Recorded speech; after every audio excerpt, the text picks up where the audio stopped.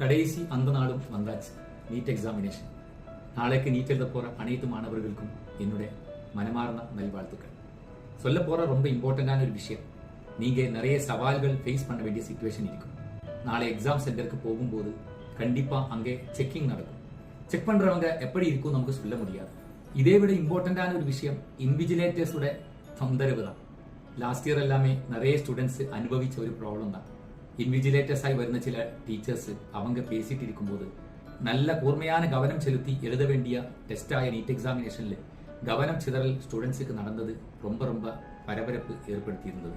இப்படிப்பட்ட சில mental torture சின்ன அளவுக்காக சம்டைம்ஸ் நீங்க எக்ஸாம் எழுத போற சென்டர்ல உங்களுக்கு ஃபேஸ் பண்ண வாய்ப்புகள் உண்டு. யாருமே பதறாதீங்க, அது எதிர்பார்த்துட்டு போங்க. எந்த ஒரு ப்ராப்ளம் இருந்தாலும் அது என்ன பாதிக்காதுன்னு முடிவெடுத்துட்டு அழகா போய் எக்ஸாம் எழுதிட்டு வாங்க.